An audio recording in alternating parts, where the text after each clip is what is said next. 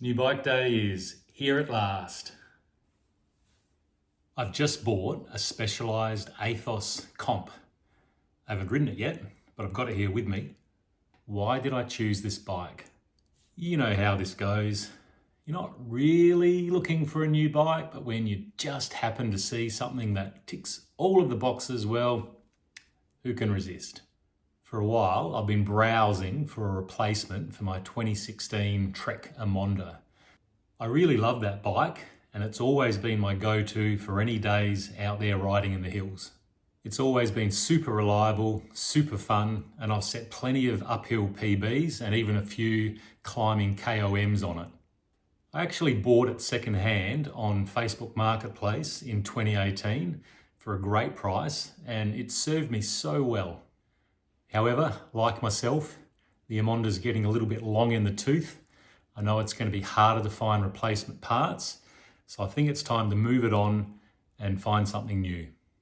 I really wanted the replacement bike to have a 12-speed electronic group set, ideally SRAM rival axis, because that's what I've got on my other bike, which is a Specialized tarmac, and of course I'm looking for hydraulic disc brakes.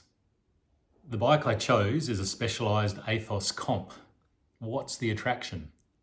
Here are all of the reasons why the Aethos ticks all of the right boxes for me. Firstly, we have a little bit of mystery. From a distance, this looks like a very ordinary bike. And for precisely that reason, it is extraordinary. There are no, look at me, decals on the bike. In fact, I could only find two very subtle logos. Other riders mostly won't know what bike this is. Many would nod their head in recognition of a Specialized Venge or a tarmac or even a Roubaix, but an Aethos? I believe they're quite rare out on the road, and I don't think I've ever seen one before here in Adelaide. Now, I have not seen many of these out in the wild. Do you actually sell many of these through the shop? Yeah, we do. Yeah. However, as I've just said, there's very little to give it away, so maybe I have come across one and I just didn't realise. In my opinion, the Aethos is without pretense. It actually looks like a bike rather than a spaceship.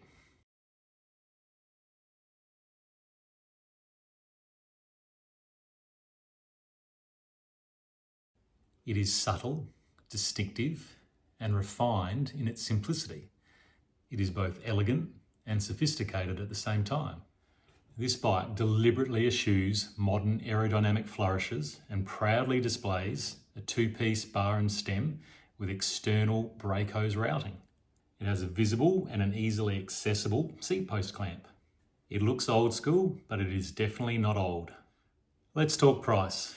Everyone loves a bargain. And yes, price was a really key determinant here in my purchase decision.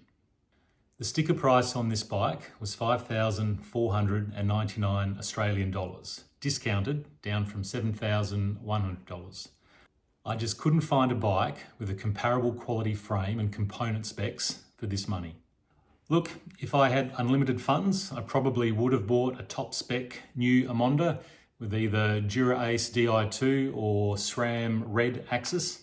But even an Emonda with an equivalent spec SRAM rival axis drivetrain, if I could find one large enough, and I need a 62 centimetre Trek frame, that was going to cost me $7,000. I also had a look at a Cervelo R5 and a Cannondale SuperSix and a few others in the same spec. Everything else I looked at was going to cost at least $1,000 more. And as an admission of a little bit of gullibility here, I actually fell victim to a little bit of a bait and switch tactic. I could see this unfolding before my eyes, but I actually allowed myself to get swept up in it all anyway. So initially, on the Bike Exchange website here in Australia, I saw this exact same Specialized Aethos comp, same size, same spec, same colour, listed at a Queensland bike shop for $4,399 for the whole bike. I was just about to order it online, and then I noticed that it said it was for click and collect only.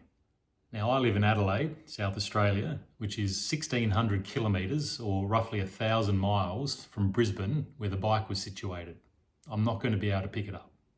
So I thought I'd just call the shop and find out what options were available for them to transport it to me. I called them, I told them about the bike that I'd seen online, told them the price, and they said they didn't have the bike in stock, and anyway, the price was incorrect. From the research that I'd been doing, I wasn't really surprised to hear that the price was incorrect, but I've seen it online, so I pressed on anyway. I said to the chap, look, I can see the bike right here on the computer screen in front of me. What's going to happen if I click purchase? He said they'd have to offer me a refund because they couldn't fulfill the order. I'm now starting to get a little miffed.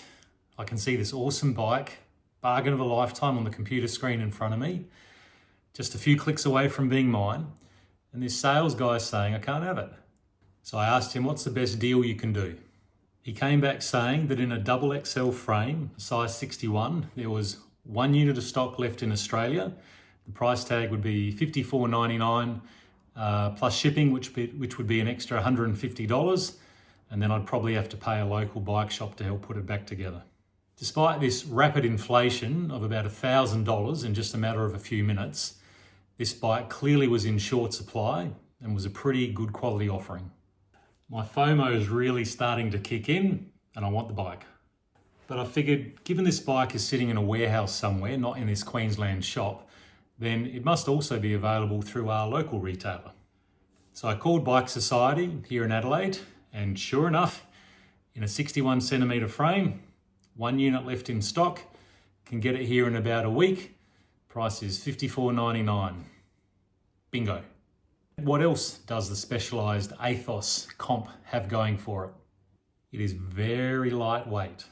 The S-Works version of this frame, with its 12R carbon layup in a size 56, weighs in at just 585 grams, apparently the lightest road bike frame on the market. When dropping down to the Specialized Comp spec frame, apparently the weight in 56 is now 699 grams, but clearly still a very light frame. Right about now, you might be asking why a 6'4", 87 kilogram rider might be particularly concerned with saving a few grams here and there. Fair point, but regardless of my height and weight, I'm still a climber, and I'd like to give myself every possible reasonable advantage when heading up a hill. Frame stiffness. Specialized describe excellent frame stiffness for the Aethos in their marketing material, noting that the round tube profiles and the full height seat stay connection point with the top tube reduces frame flex under loading. I look forward to testing this myself with some all-out assaults on our local power climbs nearby. Geometry and stack height. I already own a Specialized Tarmac SL7, which apparently forms the basis of the frame geometry for the Aethos. Given that my Tarmac seems to suit me pretty well, I was quite pleased to see that the Aethos would have almost identical frame dimensions so that there would be no surprises. If you've seen any of my recent videos, you will know that I'm moving to significantly shorter cranks, 160mm cranks to be precise, to help me manage the pain of my arthritic hips. Going to these shorter cranks, generally speaking, is going to require me to raise my saddle, and if I can't also raise my handlebars by the same amount, that requires me to tip further forward, tightens up my hip angle at top dead center, which for me is counterproductive. So imagine my delight when I saw that the stack height for the 61 centimeter Aethos frame was 612 millimeters, whereas for the Tarmac it is 602 millimeters, giving me an extra 10 millimeters to play with. My hips will be so happy. Lifetime warranty. Warranties seem to vary greatly between brands, and given that 3 out of my last 4 bikes were actually purchased second-hand, I'm used to the idea of not having any warranty coverage. However, Specialized advertise a lifetime warranty for the original purchaser of their bikes. And in addition to this, they offer a 2-year warranty from the date of original purchase for any subsequent owner. Compared to other warranties I've seen, this really is pretty good. Availability. During the COVID pandemic, if you wanted a new bike, you trawled through the local retail outlets looking for any frame in your size that remotely matched your bike preference. Or you placed an order and you waited a really long time. I had some physio clients telling me about delivery delays of up to 12 months when they ordered a bike. So now purchasing a bike that's in the country, sitting in a warehouse, awaiting delivery, is an absolute indulgence in instant gratification. Tyre options. The Aethos frame is able to accommodate tyres up to 32 millimeters wide, which gives a fair degree of flexibility and choice. If I'm feeling brave, I might even put some wider wheels and tyres on it for a little bit of dirt road riding. Colour. So what is not to like about the Aethos? It is not an aero bike. But we knew that. That's what it says on the box.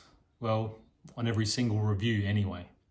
The main points of contention for most bike shoppers that are looking at an Aethos will be the lack of integrated bar and stem and the exposed brake lines at the front of the cockpit. Clearly this bike is not optimised for aerodynamics, but this is the whole point. This is a very lightweight bike with a stiff frame and a nod to tradition. If you want an aero bike, you are looking at the wrong machine. Heavy wheels. At the Aethos comp spec level, you get DT Swiss R470 aluminium rim wheels and Specialized turbo tyres. The reported weight of this wheel set is around about 1800 grams, which is clearly on the hefty side for a bike claiming to be a lightweight climbing machine. I think a better and lighter carbon wheel set will be one of the first upgrades that I will look out for in the future. Now, about the colour. Okay, so when I saw this bike online, there was only one unit in Australia in my size, at that price, at that spec, and this was the colour. It's kind of an off-white, and it will definitely stand out amongst the other bikes in the group that I ride with because it isn't black. I think one of the reasons why I'm yet to be convinced about the colour is that when I first saw it advertised on the Bike Exchange website, it was described as light purple. Of course, this is not the official Specialized colourway name, and maybe that's another clue as to the Bike Exchange advertisement potentially being listed by the work experience kid. Apparently the official colour description from Specialized is gloss clay pearl. Is that better than light purple? So this is my review of the Specialized Aethos comp before I've actually ridden it. It's really an exploration of how I came to my decision to purchase. I'm going to transfer my Speedplay PowerLink power meter pedals from my Emonda. Also, I found some pretty funky looking SuperSix anodized bottle cages. I'll get these both on the bike and then we'll be good to go. I'll be posting some first ride impressions shortly. If you have any questions about the Aethos, please post them in the comments, and I'm also quite keen to hear what your thoughts are on the colour of the bike. And lastly, if I'm in the market for an upgraded wheel set, something carbon and lightweight, what would you suggest?